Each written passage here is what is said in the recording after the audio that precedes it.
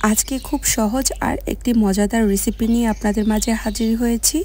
এই রান্নাটা গরম ভাতের সাথে খেতে খুবই ভালো লাগে। এই রান্নাটা কম বেশ সবাই আমরা করতে জানি, তবে এক একজনের রান্নার স্টাইল এক এক রকম, সেজন্য স্বাদও কিন্তু ভিন্ন হয়। আজকে আমি আপনাদের মাঝে তৈরি করব পটল চিংড়ির তরকারি। আশা করি আপনাদের খুব ভালো লাগবে। খুবই ঝটপট আর মজাদার এই রেসিপিটি দেখতে চাইলে আমার সাথেই থাকুন।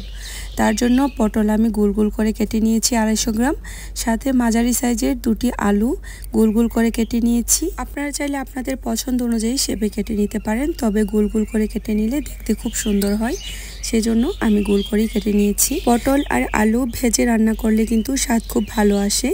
তার জন্য হলুদ আর লবণ ভালো করে মাখিয়ে একটি প্যানের মধ্যে 2 টেবিল চামচ রান্নার তেল অ্যাড করে তারপর উল্টিয়ে পাল্টিয়ে লাল লাল করে পটল আর আলু ভেজে নিয়েছি। ভিডিওর এ পর্যন্ত এসে যারা একটি লাইক দিতে ভুলে গিয়েছেন, অনুরোধ রইল একটি লাইক দিয়ে সম্পূর্ণ ভিডিওটি কন্টিনিউ করার জন্য।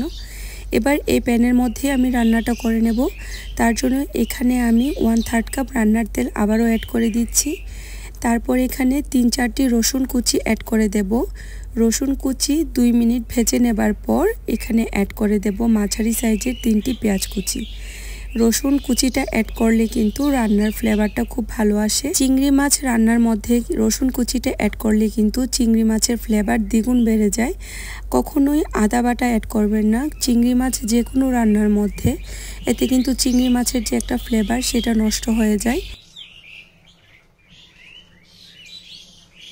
চুলার আঁচ মিডিয়ামে রেখে নেড়েচেড়ে এখানে রান্না করে নিচ্ছি পেঁয়াজ আর রসুন যখন কিছুটা নরম হয়ে আসবে তখন এখানে অ্যাড করে দিব 1/4 কাপ পানি অ্যাড করার কারণ হলো আমি এখন গুঁড়া মশলা অ্যাড করব, যেন মশলাটা পুড়ে না যায়, সেজন্য আমি এখানে পানিটা অ্যাড করে নিচ্ছি।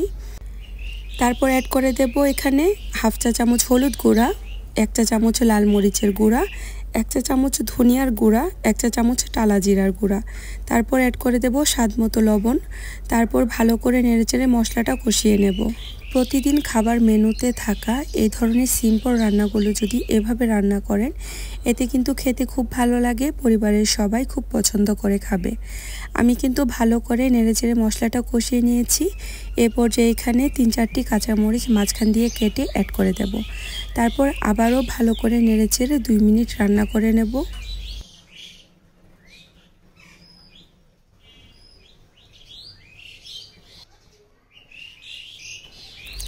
মশলা ভালো করে কষিয়ে নেবার পর এবার এখানে অ্যাড করে দেব চিংড়ি মাছ। আমি এখানে 250 গ্রাম চিংড়ি মাছ নিয়েছি, কেটে ধুয়ে পরিষ্কার করে নিয়েছি। তারপর ভালো করে নেড়েচেড়ে মশলার সাথে কষিয়ে নেব। আমি চিংড়ি মাছের খোসা সহকারে নিয়েছি, আপনারা চাইলে কিন্তু খোসা ফেলে দিতে পারেন। আমার মতো চিংড়ি মাছের খোসা সহকারে যদি রান্না করতে চান, অবশ্যই চিংড়ি মাছের যে মাঝখানের একটা অংশ আছে সেটা কেটে 2 ভাগ করে নেবেন। এতে কিন্তু চিংড়ি মাছের যে মাঝখানের রগটা খুব সহজে পরিষ্কার হয়ে যায়, আবার মশলা তেল ঝাল খুব ভালো করে মাছের ভেতর প্রবেশ করে। আমি কিন্তু এখানে আবারও 1/3 কাপ পানি অ্যাড করে ভালো করে নেড়েচেড়ে ঢাকনা দিয়ে ঢেকে রান্না করে নিয়েছি 5 মিনিট।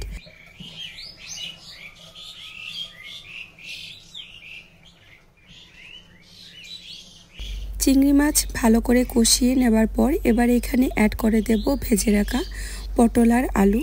তারপর ভালো করে আবারও নেড়েচেড়ে কষিয়ে নেব 5 মিনিট।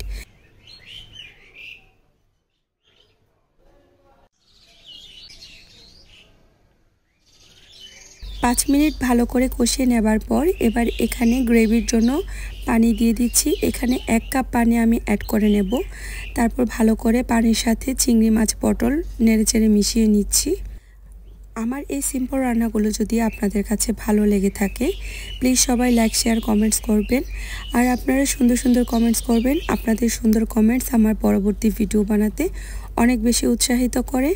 আর যারা আমার চ্যানেলটি এখনও সাবস্ক্রাইব করেননি, সবাই সাবস্ক্রাইব করে আমার সাথেই থেকে যাবেন।